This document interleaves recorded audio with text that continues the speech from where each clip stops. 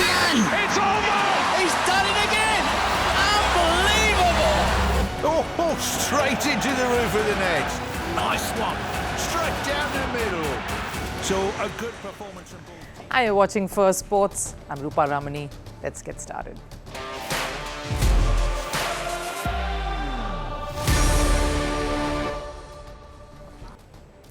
On the show today, the Ashes is still some months away, but Australia seems to have fired the first shot through their media.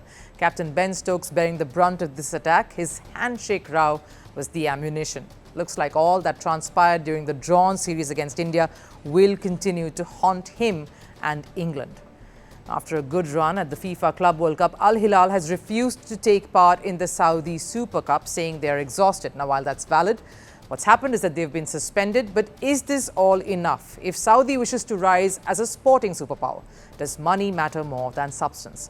And football fans know how to show their support as well as their dissent. Fans of a club in Lithuania have shown their resentment towards the club coach in a very unique way. But this is not the first instance. The sport is rife with football fans revolting in ways ranging from the humorous, bizarre to downright hostile. But first, a look at the headlines on Sports 360. Beginning with chess, the start of the Grandmasters chess tournament in Chennai has been delayed by a day due to a fire. Players are all safe and have been moved to a temporary venue nearby. Key names taking part in the event are India #1 Arjun Irigesi with the Gujarati and Netherlands' Anish Giri. The winner will take home $114,000. In developments from the LA Olympics, US President Donald Trump has signed an executive order to create a task force for the 2028 Games. The key roles the team would be handling be transportation, visa and credential processing. The task force led by Trump himself will also have cabinet members and officials from top US agencies. In tennis, four-time Grand Slam winner Naomi Osaka has entered the semi-finals of the Canadian Open. She beat Elina Svitolina in straight sets. Osaka hasn't won a major title since her Australian Open triumph in 2021. The former world #1 will next face Clara Toussaint. Over in NBA, a former Miami Heat security guard, Thomas Perez, has been charged for stealing jerseys worth $2 million. Earlier this year, around 300 game-worn jerseys and valuable memorabilia were found at Perez's house. It included a jersey worn by LeBron James during the NBA Finals back in 2013. The same was later sold at $3.7 million in an online auction. And football club Porto legend Jorge Costa has died at 53 due to cardiac arrest. He led Porto to their famous Champions League win in 2004, along with 8 league titles. He was currently Porto's football director. Costa also managed several clubs, including a 2-year spell at Mumbai FC between 2018 and 2020.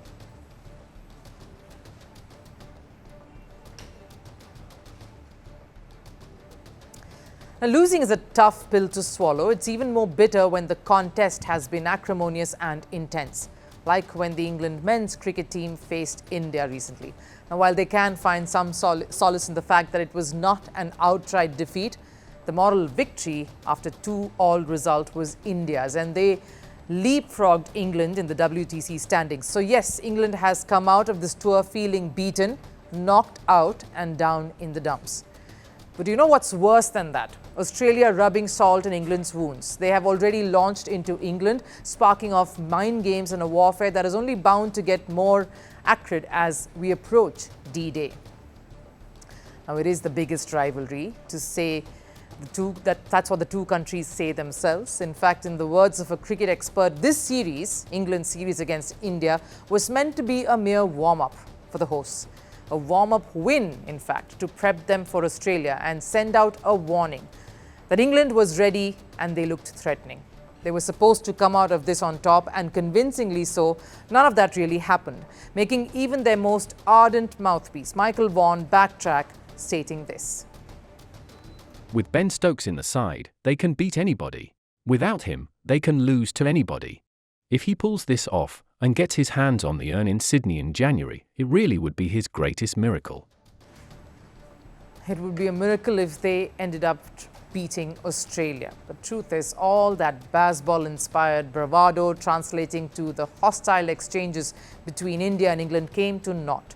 If anything, this series put up a mirror in front of England, in front of Brendon McCullum, the coach, and Captain Ben Stokes in particular. What was supposed to be a belligerent display backed by solid performances on the field turned into a crybaby act. India had the last laugh, and that ought to hurt England. They did not get this one right, not statistically, and definitely not with the war of words. Despite all of that, Ben Stokes is excited for his next challenge. The series as a whole has been pretty much toe-to-toe for 25 days. The way in which we've been able to perform throughout the series, I'm looking forward to getting to Australia and doing what we want to go out there and do. But guess who's more gleefully awaiting this contest to begin? It's Australia, because they have started their taunts well in advance. So what's really happened? Stokes' handshake-gate has travelled like wildfire, finding its way into rugby. Now, there was a game between British and Irish Lions and Australia. The ABC reporter who was covering the game decided to try something ingenious and managed to ask 16 Lions fans if they would accept a draw like Stokes offered India, if they would accept Stokes' handshake. If this was not enough, guess what? All 16 of them said no.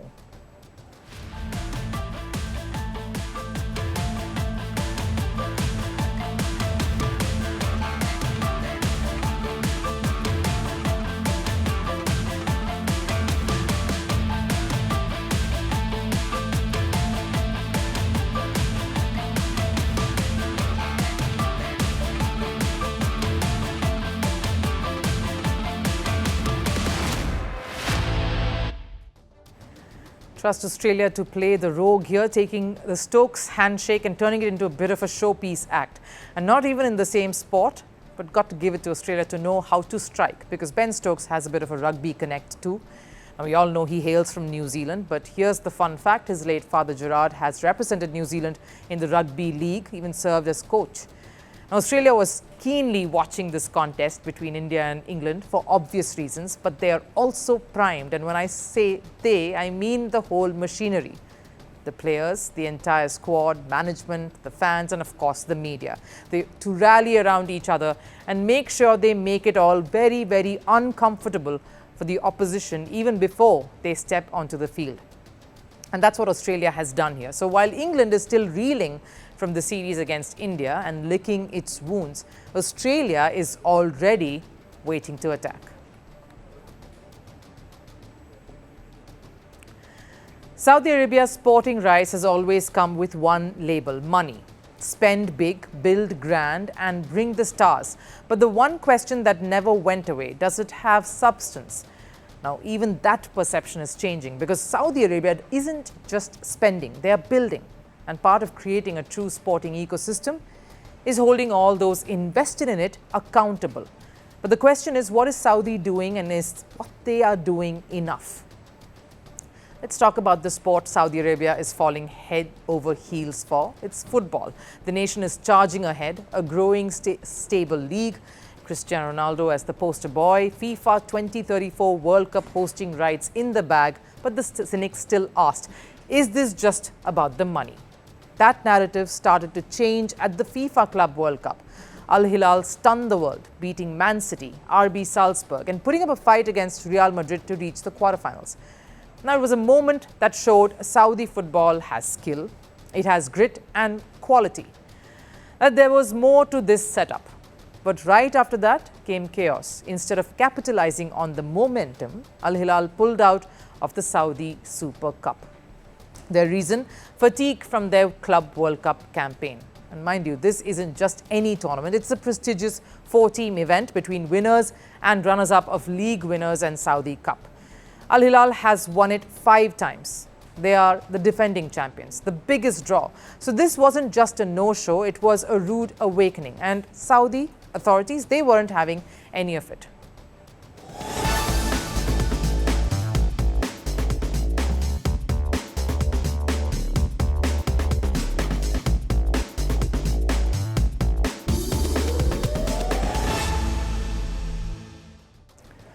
But of course, it didn't stop there. They've also been banned from next year's tournament. The message: no club, no legacy is bigger than the dream of Saudi football. Now look, fatigue is a very valid concern. It started much before the FIFA Club World Cup took place in America. Even top European clubs like Man City voiced concerns. Pep Guardiola himself called out the packed calendar. But let's get real, no one is pulling out of major domestic events. That's what separates elite clubs from the rest. They find depth, they rotate, they show up. Remember Liverpool in 2024, half their squad was injured ahead of the Carabao Cup final. They still showed up with academy players and beat a $1 billion Chelsea side. That's how legacies are built, and that's what Saudi football needs to understand. It's not just about attracting the stars with the money, it's about discipline, commitment, and showing up every single time. Because this year's Super Cup, it's being held in Hong Kong. Fans and sponsors were expecting to see Al Hilal and their stars. Plans were made, schedules are set, and now one of the biggest clubs is missing. Now sure, Al Nassr and Cristiano Ronaldo's presence will of course make up for that, but it is about sticking to commitments, which Al Hilal failed to do. That's a hit to Saudi's image, not just Al Hilal's. So yes, credit to the authorities for taking a stand, but this isn't just on them. Clubs have a responsibility too. They need to share the load, step up and own the mission. Because you don't build a footballing powerhouse by just writing checks, you build it by showing up and competing. Playing through pain, pressure and expectations. If Saudi Arabia wants to truly rise as a footballing force, then it's going to take more than just money. It's going to take some mentality, and not just from the league authorities, but also from the clubs.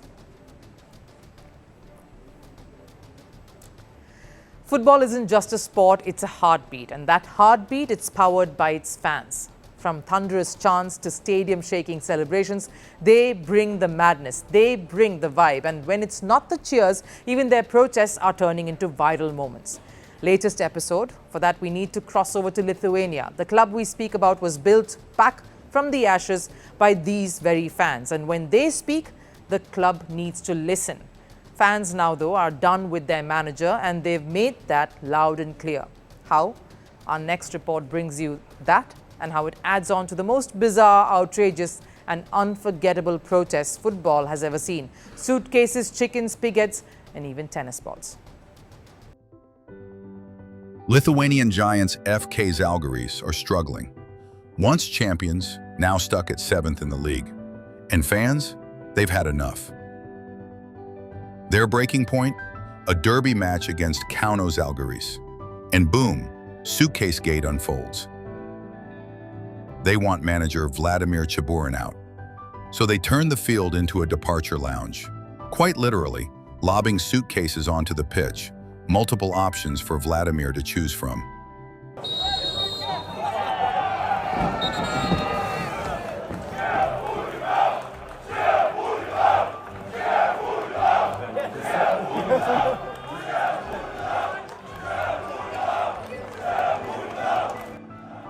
The coach calmly clapped in response.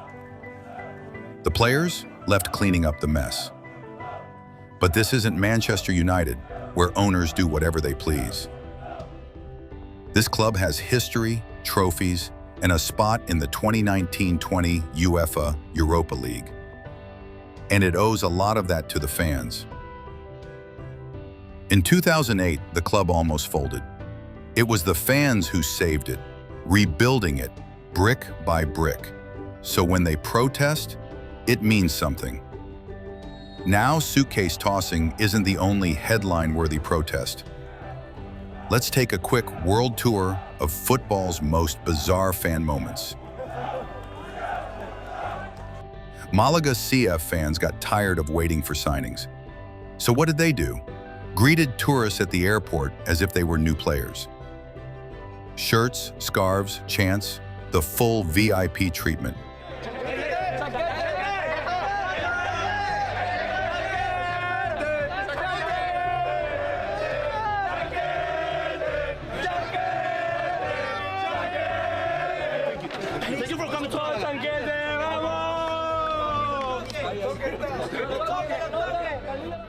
Relegation was looming for Blackburn Rovers during a must-win game against Wigan Athletic.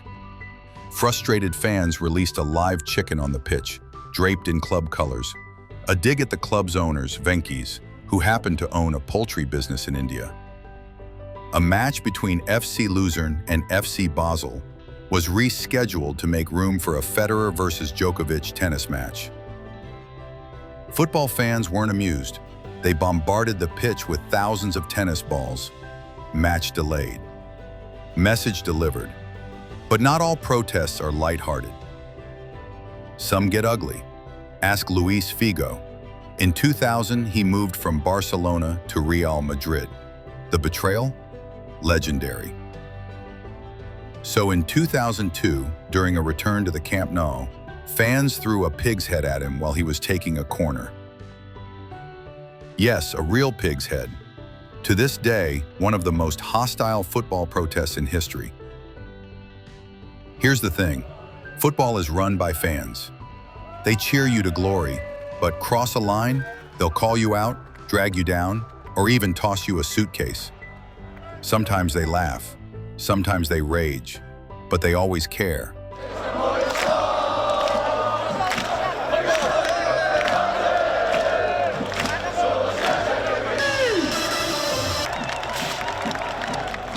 Because football isn't just a game, it's a religion, a culture, and most importantly, a voice.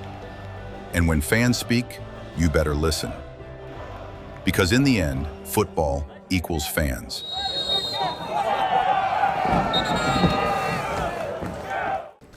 Time for last serve. Bolivia is eyeing a spot in the FIFA World Cup, 8th in the South American qualifier standings. The match against Brazil next month will be important to keep their hopes alive.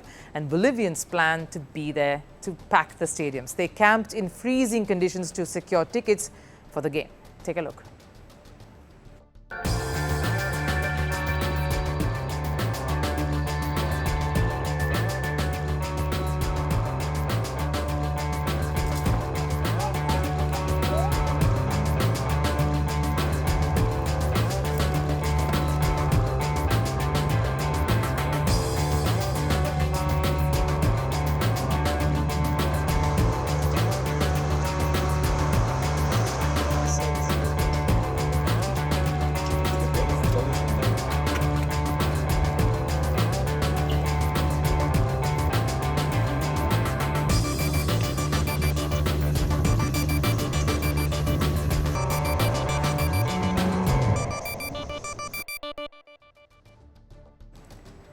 That wraps it up here on First Sports. I'll of course see you again tomorrow. Till then, do take care. Bye-bye.